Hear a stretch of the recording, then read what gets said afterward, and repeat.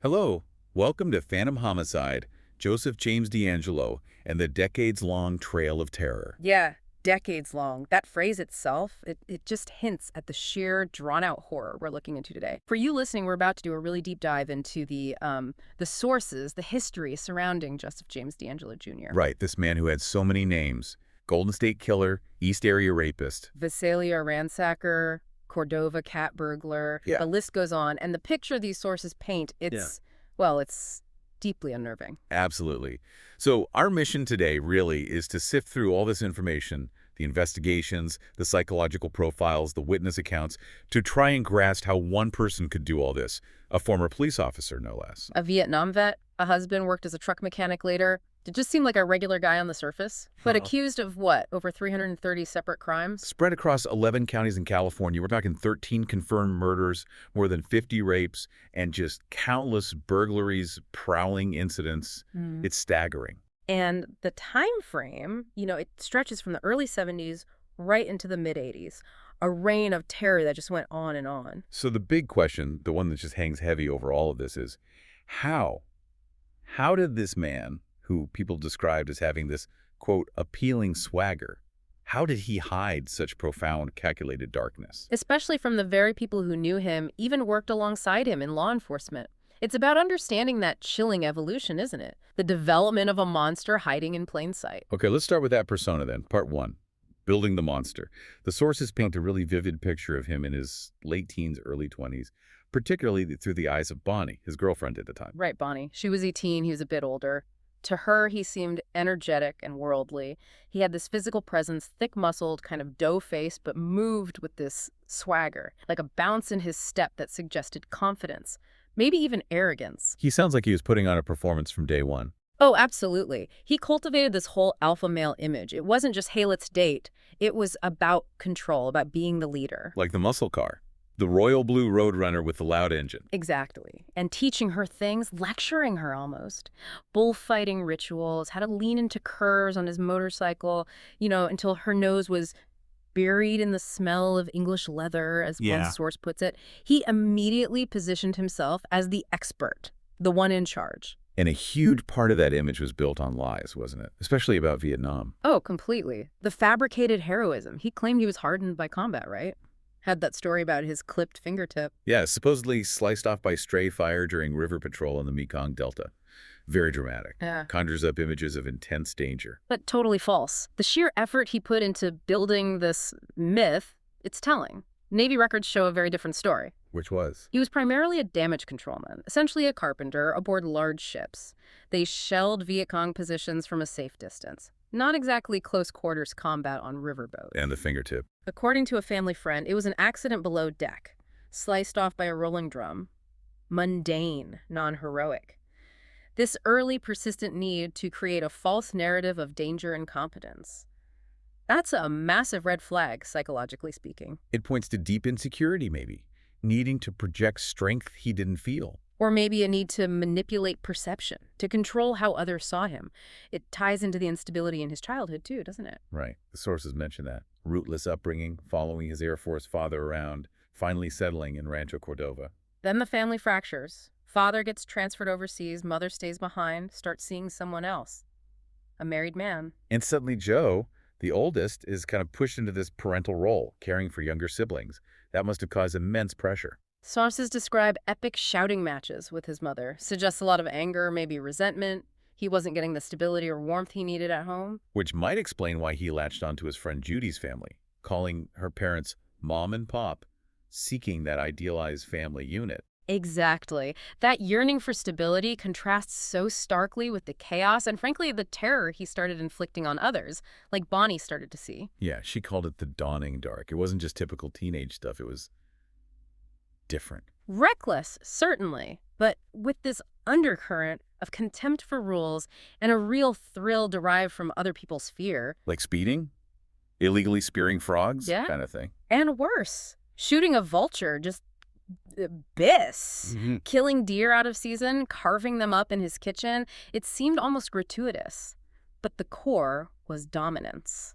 The motorcycle incident down the steep slope, That sounds terrifying. And he was reportedly delighted by Bonnie's terror. It wasn't about the thrill of the ride for him. It was about her fear, her dependence on him, her forced submission. He controlled the situation, her reaction. She felt trapped in that dynamic, didn't she? The alpha dynamic, she called it. Yeah, she said there was never the option to choose. She felt like she had to trust him, go along with him, no matter how scared or uncomfortable she was. And that control bled into their sex life, which, looking back with the knowledge we have now, it's incredibly disturbing. Bonnie described it as insatiable, exhausting, often painful, and he bragged about it, boasted he'd trained himself to master his body. That detail, when you connect it to the East Area rapists' methods later, it's chilling. It's a direct precursor. The ER pattern involved breaking away mid-assault, sometimes for several minutes, then resuming, repeating this 4 or 5 times over hours. It wasn't about release. It was about prolonged control, exertion, dominance. Just like he described mastering his body with Bonnie. So what finally broke them up? It was his demand for control colliding with her principles. He was failing abnormal psychology, a class he needed for his criminal justice ambitions. Like he wanted to be a cop. Exactly. And he demanded that Bonnie, who was a good student, cheat for him. Write his paper or something. And she refused. Rigidly refused. Yeah. That rejection, that assertion of her own boundaries seemed to be the trigger. She gave back the ring, this big, impractical diamond he claimed was from Vietnam. And he didn't take it well. No. Visibly upset, hurled the ring into the grass. But it didn't end there. That rejection seems to have unleashed something much darker. The gun incident. Days later, he shows up at her window, in the dark, with a handgun. Tells her, get dressed. We're going to Reno. That's kidnapping. Attempted kidnapping, at least. His first documented act of overt terror after losing control. And this is where her father, Stan Colwell, steps in.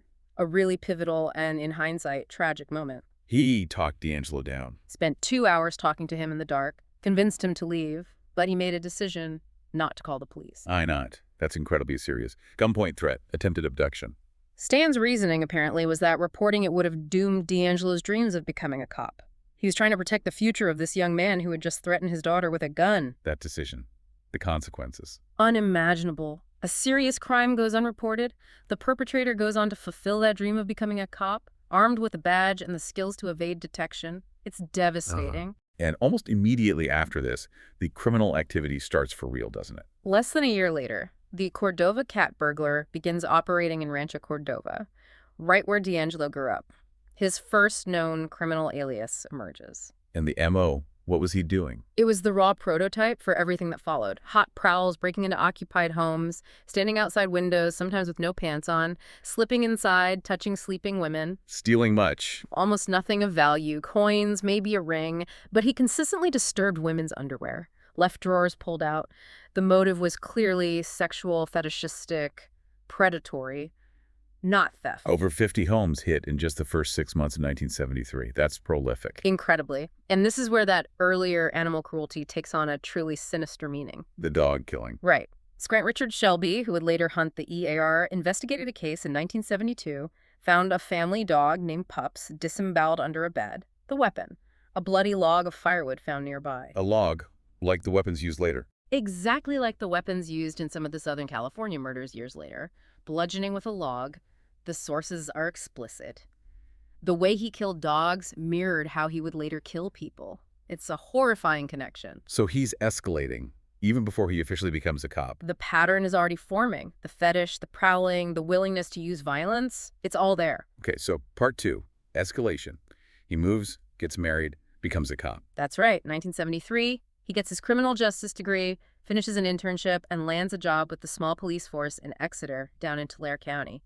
His mother had moved nearby. He marries Sharon Huddle the same year. So now he has the badge, the wife, the respectable cover. The perfect facade. But the underlying compulsion doesn't stop. By 1974, a new predator emerges nearby. The Visalia ransacker. Yeah. How close is that to Exeter, where he was working? A short drive, critically about 15 to 20 minutes away, which, as we'll see, fits the profile perfectly. And the ransacker's M.O., how did it connect to the Cordova cat? It's a clear evolution, still focused on the fetish, not money, ransacking bedrooms, dumping drawers, but ignoring cash and valuables, stealing very specific low-value items again. Like the single earrings, trading stamps, coins. Exactly. Tokens, Well, trophies. It's about the act, the intrusion, the possession. and the calling cards. Yeah, The underwear. still there. Women's underwear strewn about, sometimes inside out, suggesting he might have been trying them on. Evidence of masturbation at the scenes, leaving strange signatures like piles of lingerie or placing the window screen he removed onto the victim's bed. It's like he's announcing himself. He sounds meticulous, though. Calculating. Incredibly so. This wasn't random. He planned escapes, opened doors and windows beforehand. He even set up rudimentary alarms, balancing perfume bottles on doorknobs, things like that, so he'd hear if someone approached. And descriptions. Did anyone see him? Neighbors reported a round-faced man, maybe a bit heavy-set, but surprisingly agile, able to leap fences quickly. Police found footprints, some prints, but no ID. He was slippery. Until September 1975. The first murder. Claude Snelling. This is the terrifying leap. From prowler and fetish burglar to killer, the ransacker escalates. What happened that night? Claude Snelling, a college journalism instructor, woke up, found a ski-masked intruder, the ransacker, trying to abduct his 16-year-old daughter, Beth, from her room. So she was the target. Seems clear. Beth had actually seen a man peering in her window before. She was specifically targeted. Snelling confronted the attacker in the carport. He was shot twice, died soon after. God, the poor family. The trauma was immense. Beth and her brother couldn't sleep alone for months, had to sleep in their mother's bed. Beth was the only one who really saw the attacker's eyes behind the mask, described them as mean. Police warned her not to go to the local fair, fearing the killer might come back for her, the only witness. The timeline around this is also disturbing, isn't it? There was a pause in the ransacker's activity. Yes, a 6-week lull after the Snelling murder.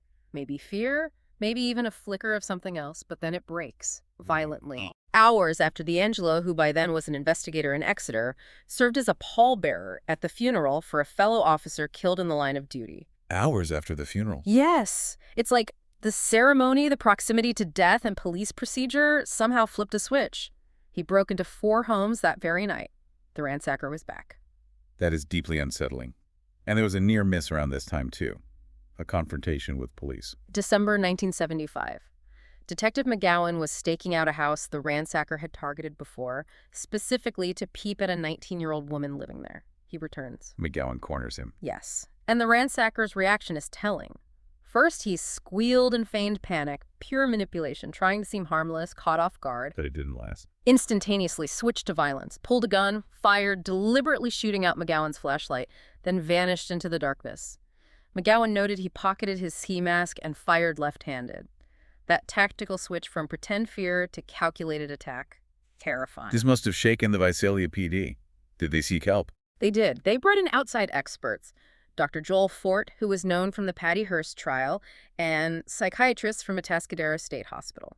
They reviewed the case files, the MO. And what did the experts say? What was their profile of this guy? Unanimous and chillingly accurate. They said the motivation wasn't theft. It was prowling, peeping, sexual gratification, a paraphilia. Dr. Fort noted the suspect likely enjoyed the risk, the danger itself. Which fits everything we saw with Bonnie. The thrill-seeking. Exactly.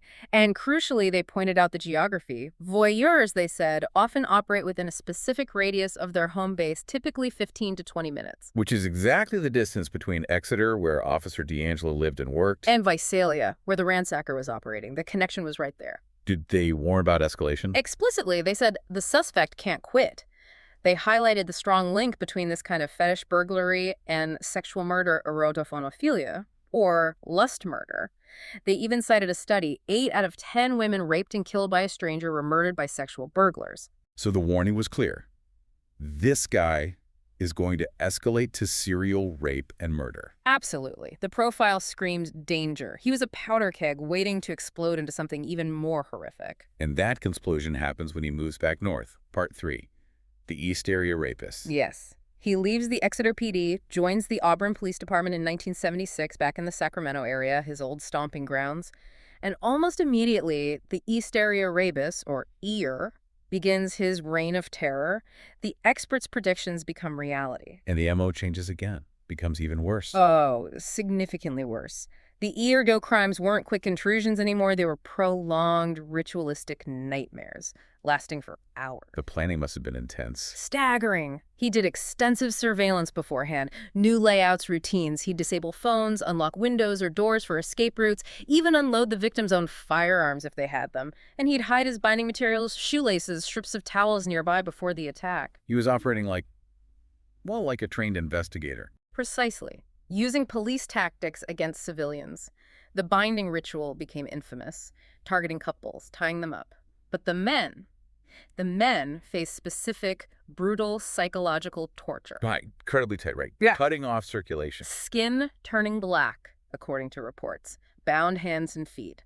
Utterly immobilized. And then came the mind games. The plates, the perfume bottles. Yes. He'd balance these objects, plates, bottles, sometimes a pot lid with a salt shaker on it, on the man's naked back. Then he'd whisper threats.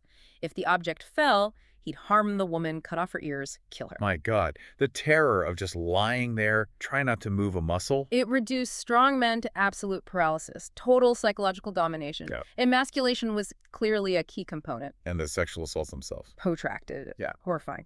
Mirroring that pattern Bonnie described, he'd assault the female victim multiple times, sometimes up to 9 times over the course of the hours he was there. But he'd break off mid-act. It seems it was about prolonging his control, his exertion. He wasn't focused on climax in the typical sense. He'd stop, wander the house, maybe eat their food, drink their beer, then come back and resume the assault. It was about the power dynamic, the sustained terror. And the trophies, still taking those specific items. Yes, still largely ignoring high-value goods, taking cash, coins, but especially personal items, wedding bands, inscribed rings, single earrings again. Things with sentimental value, symbols of the lives he was violating. That connection back to Bonnie seems crucial here, too. The Davis attack in '78. A really revealing moment. During one of the attacks on a woman in Davis, he suddenly broke down, started weeping on her pillow, sobbing, "I hate you, Bonnie, I hate you, I hate you, I hate you." Years after the breakup. Years later, that rejection, that perceived wound from his first love, was still somehow fueling this rage against completely innocent strangers.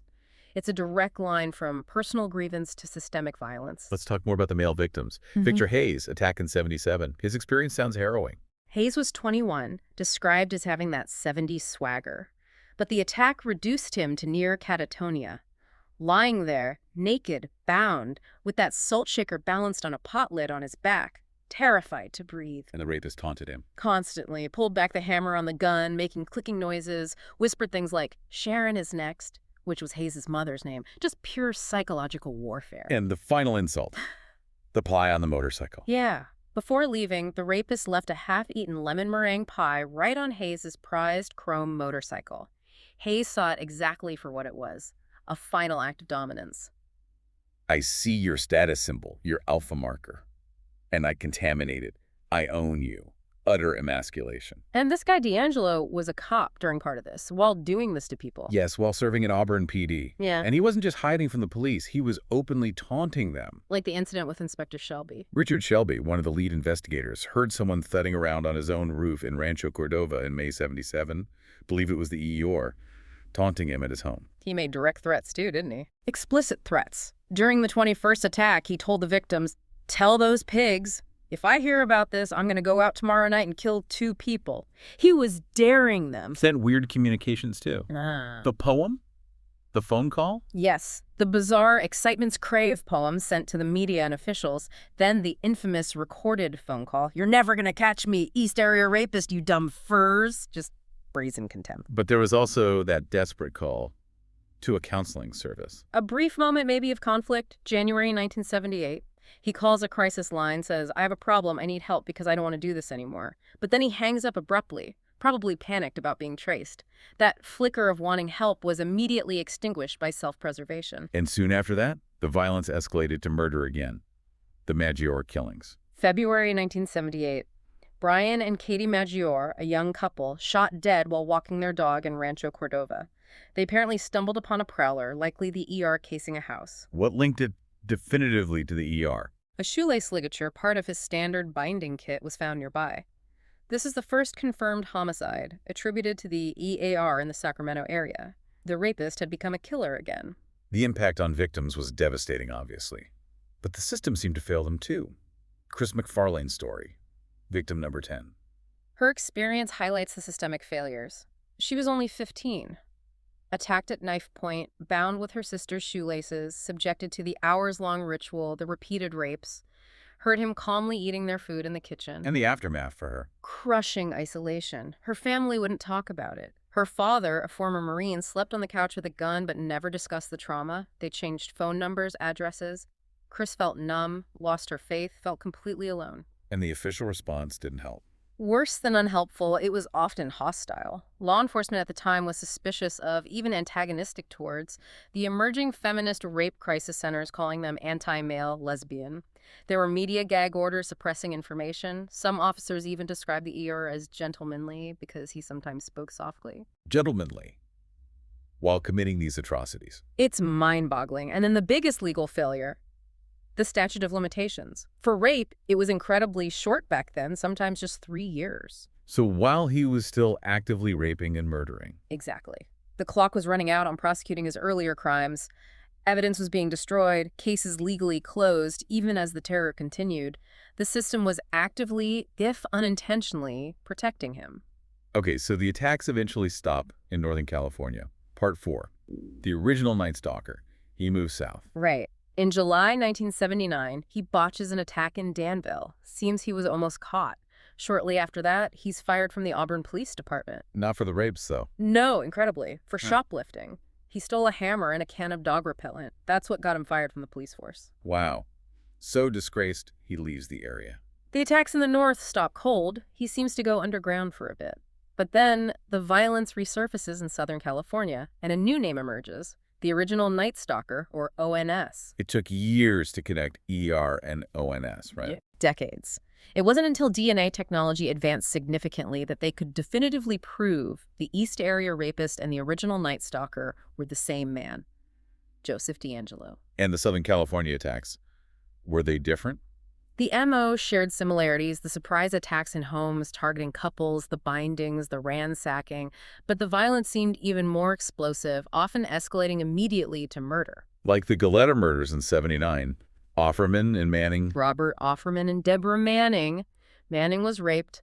Offerman's bindings were found untied, suggesting he fought back fiercely before being killed. And the Smith murders in Ventura, 1980. Lyman and Charlene Smith. This case is particularly significant. They were bludgeoned to death. The weapon, a fireplace log. Just like the dog pups back in '72. Exactly the same method. A horrifying signature linking back years.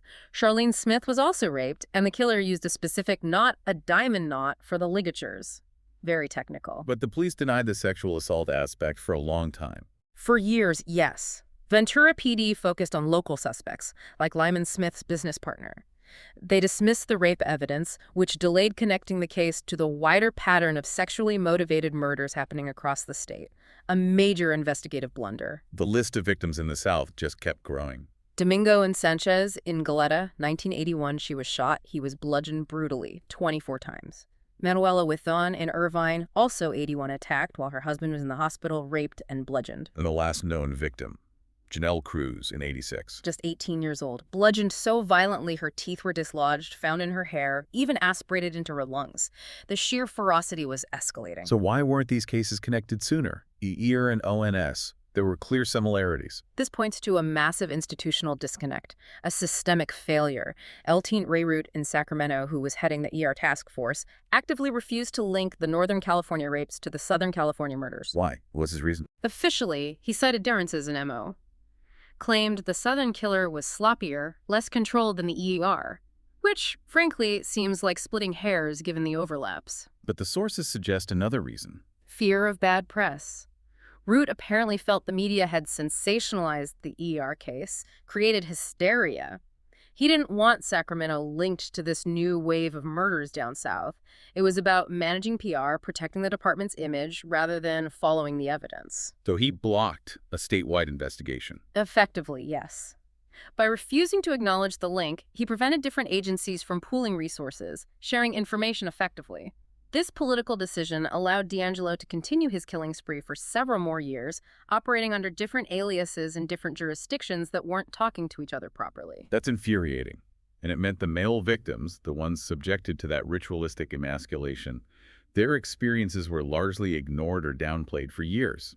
Completely. They were often just seen as witnesses to the assault on the female partner, but forensic profilers like Leslie D'Ambrosia later highlighted the specific intent to degrade and to emasculate. He deliberately targeted men, especially those perceived as having higher social status: doctors, lawyers, military officers. It was about shattering their sense of power and control. The psychological toll must have been immense. Bob Hardwick's story. Hardwick, a divorce lawyer, victim 31, he was attacked along with his future wife, Gay.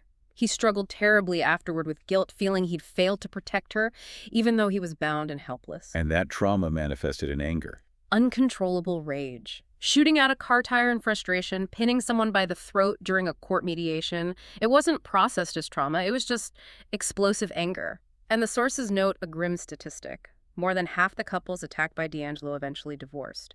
The psychological damage was profound and lasting. Society just wasn't equipped to deal with male victims of sexualized violence back then, was it? Not at all. Victor Hayes thought about revenge. Bob Hardwick threw himself into sports. Neither framed their experience as trauma requiring help. It was seen as a personal failure. Statistics show only 2 male victims ever applied for state trauma counseling funds. The prevailing attitude was, and often still is, that men just don't seek help for that kind of thing. And Hayes had that chilling observation about the attacker. He felt the intruder looked like a cop. The dark work pants, the blued steel of the revolver. Even then, the shadow of the policeman predator lingered. Okay, so the killing stopped in 1986. Decades pass. Part 5, the end of the hunt. How did he live? What was he doing? He melted back into suburban life. After being fired from Auburn PD, he eventually got a job as a truck mechanic for Save Mart supermarkets, worked there for almost 30 years, from 1990 to 2017. Where did he live? Bought a house in Citrus Heights near Sacramento, chillingly close to where the ER crimes began. Raised a daughter there. Later, a granddaughter lived with them too, just blended in. But was he really normal? Did neighbors notice anything? Oh, the facade wasn't perfect. Neighbors reported disturbing incidents, loud, profane outbursts. One neighbor, Grant Gorman, whose yard backed onto D'Angelo's, had truly chilling encounters. Like what? Gorman recalled seeing D'Angelo pacing his own backyard late at night, hours past midnight, just circling and muttering, shouting obscenities, particularly against women, and repeatedly yelling the word kill. Alone in his backyard. Yes, just radiating rage into the night. He also threatened another neighbor over a barking dog, saying he'd deliver a load of death.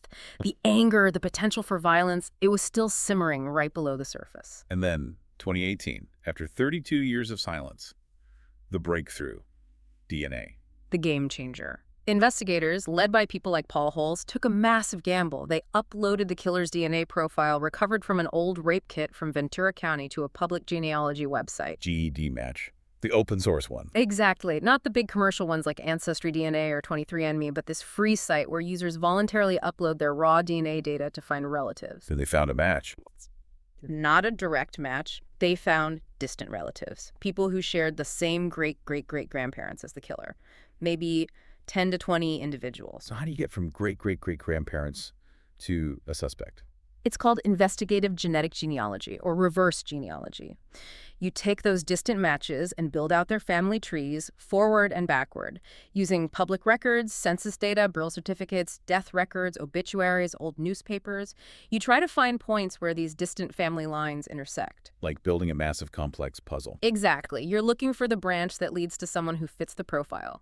Right age, right locations during the crime sprees. It's painstaking work building these huge trees, eliminating branches, until one name emerges as the most likely candidate. Joseph James D'Angelo Jr. He fit the profile, lived in the right places at the right times, right age bracket, so they needed to confirm it. How?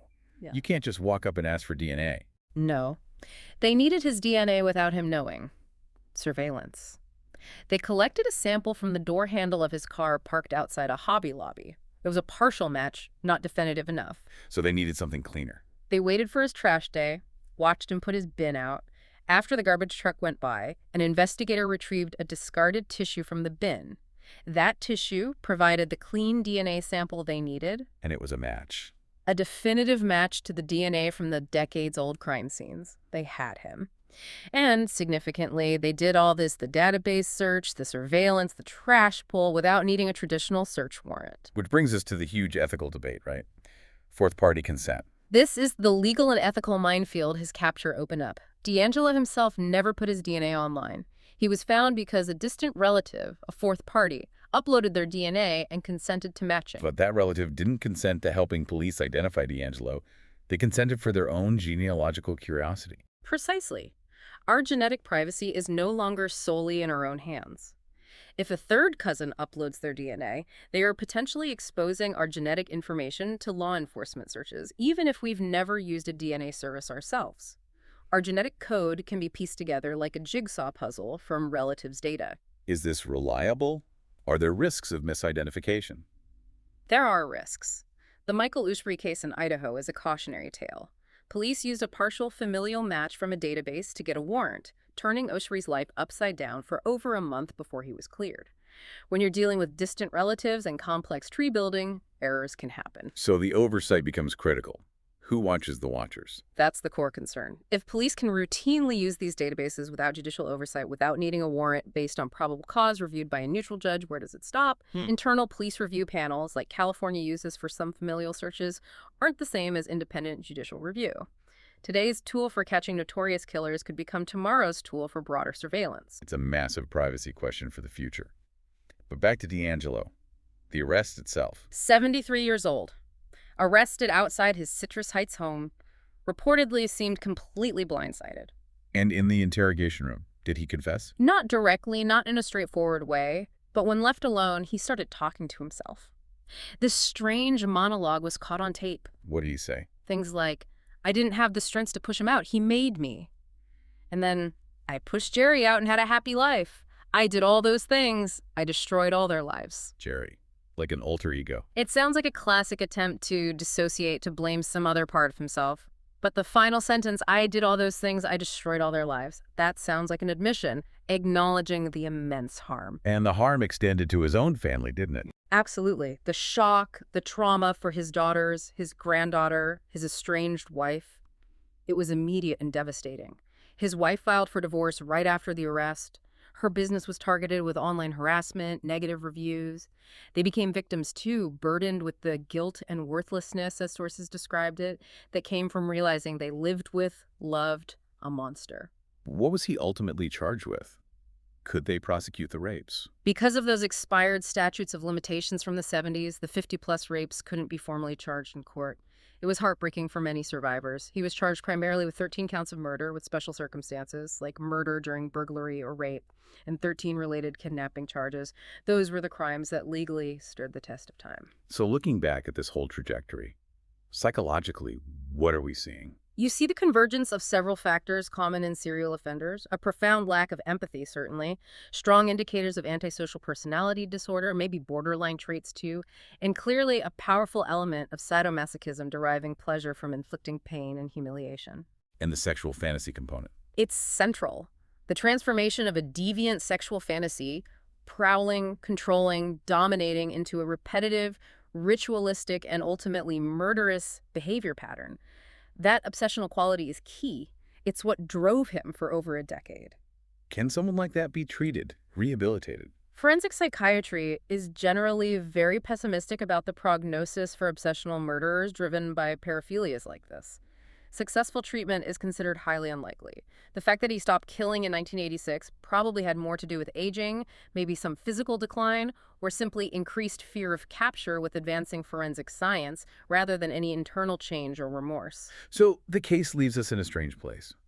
Justice finally served, thanks to this incredible technology. Which we celebrate. Bringing closure to victims' families after decades is immensely important. But it simultaneously opens up this really challenging debate about genetic privacy for everyone else. Exactly. How do we balance the undeniable power of genetic genealogy to solve cold cases, to identify perpetrators like D'Angelo, with the future expectation of privacy for potentially millions of people who never consented to having their genetic blueprint searched by the government?